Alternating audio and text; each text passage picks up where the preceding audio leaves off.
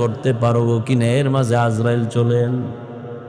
আর একজন সাহাবী বললেন, ইয়া রাসূলুল্লাহ, আমি জোহরের নামাজ আদায় করিয়া ভয়ে থাকি, আসরের নামাজ আদায় করতে পারবো কিনা, এর মাঝে না জানি আজরাইল এসে আমার রূহটা নিয়ে যায়। আর একজন সাহাবী বলেন, ইয়া রাসূলুল্লাহ, আমি আসরের নামাজ আদায় করিয়া অপেক্ষা আর ভয় মাগরিবের নামাজ আদায় করতে পারি কিনা, এর মাঝে আজরাইল চলে আসবে, এই ভয়ে থাকি। রহমতের নবী বললেন, আপনারা তো মরণকে অনেক দূরে মনে করেছেন, মরণ তো এত দূরে না, আরো কাছে। ইয়া রাসূলুল্লাহ, কেমন? কয়, আমি মনে করি নামাজ শেষ, ডান দিকে যখন আমি সালামটা ফিরাই, আমি